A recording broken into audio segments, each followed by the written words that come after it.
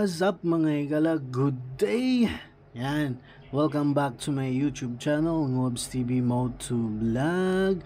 So for today's video mga higala ay magpapalit tayo ng ating acrylic footboard ng ating Mio Salty mga higala, no? Kasi nga, ayan, sira na siya. Ayan, no? Napapasukan na ng tubig, tsaka yung sticker natatanggal na sa loob. Ayan, pati rito sa kabila, ayan, no? Crack na. Yan, so kalawang na rin yung mga screw dito. Ayan, so kailangan na natin yung palitan. So ayan, dumating na po yung ating in order galing Shopee na footboard. Ayan, dumating na siya kahapon. So kailangan na natin tong palitan. So ayan, box na natin tong mga higala. Ayan.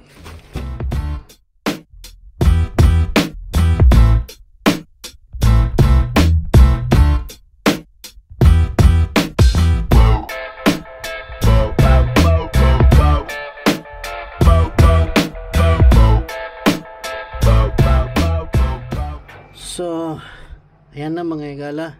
Ito na po yung footboard na pinili ko na design mga higala, no. Ayan, kulay itim. Ayan. Itong isa is kulay puti. Ayan. Diba? Saka ito kulay itim. Ito kasi yung nagustuhan ko, ano. So, para maiba naman yung design at kulay ng ating footboard mga higala. Tapos meron din siyang kasamang mga screw. Ayan. At saka ano to, stainless to siya. Katulad nito, stainless. Ayan. Hindi siya nakakalawang mga higala. Pero ito, yan, hindi yan stainless. Ito, hindi yan stainless mga higala. So, yun, no, meron pang nawalang isang bolt.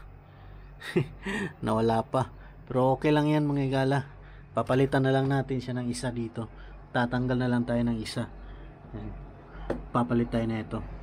Lagay natin siya dito. Ayan. Hindi natin to gagamitin mga higala, no. Ang gagamitin natin ay yung lumang panglock nito, yung screw, yung luma niya. So ito, ano lang natin to, reserva na naman. So, babaklasin na natin itong mga higala, no? Yan, tatanggalin natin. Oop, dahan-dahan lang.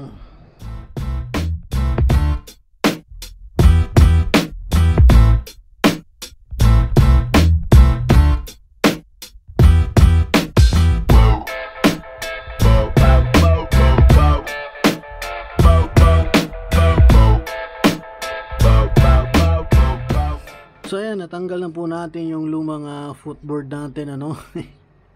Ang pangit na. So kalawang na siya dito. So grabe palang basa dito sa may bandang baba. So tatanggalin natin ito maya, itong isa nito, para ikabit natin doon sa nawalang screw sa kabila, sa bago. So ayan, lilinisan muna natin to.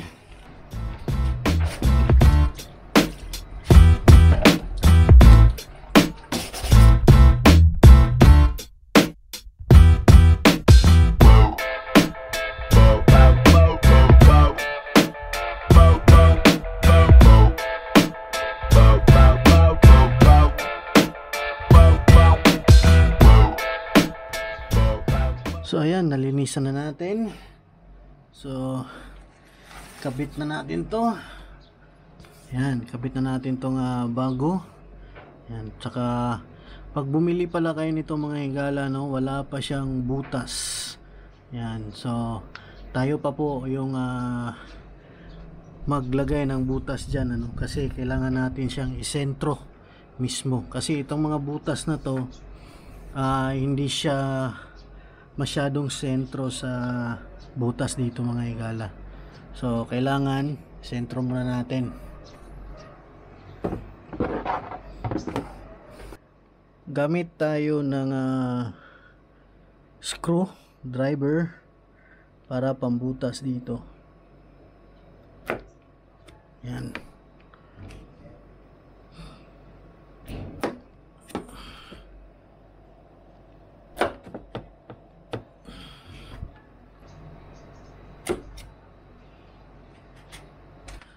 Sunod, ilalagay natin tong screw, tapos tansyahin lang natin mga higala.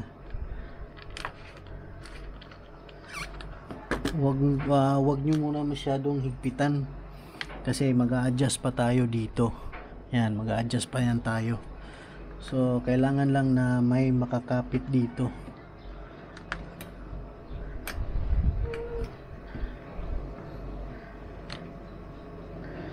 Yan, okay na yan.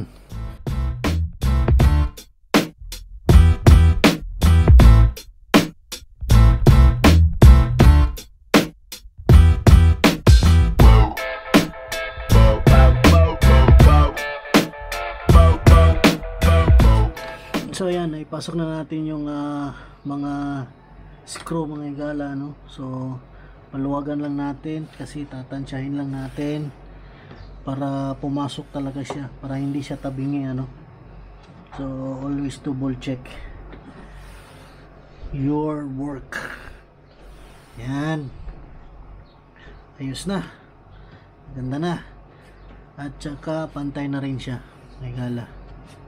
So yung paghihigpit nito, ano lang, wag masyadong mahigpit kasi pag mahigpit to masyado, magka-crack tong acrylic natin, kasi ito acrylic plastic lang to mga higala, no?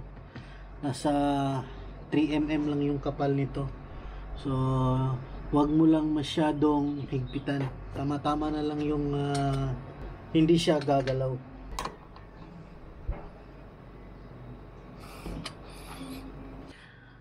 Yan, sakto lang yung higpit na ginawa natin. So ayos na, maganda na siya tignan kasing kulay na ng ating Mio Sporty. At saka ito lang yung makikita na kulay puti. So ayos. At saka ito natanggal natin sa lumang footboard, so ikakabit natin dito.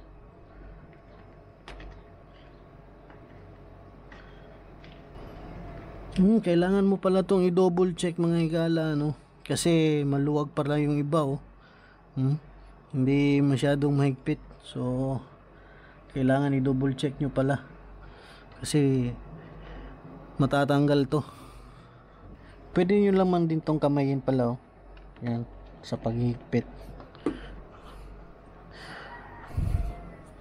Kung gusto nyo naman din gumamit ng plies, pwede rin.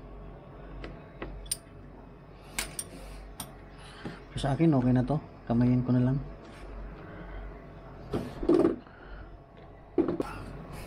Ayos. So maganda na siya tignan mga higala.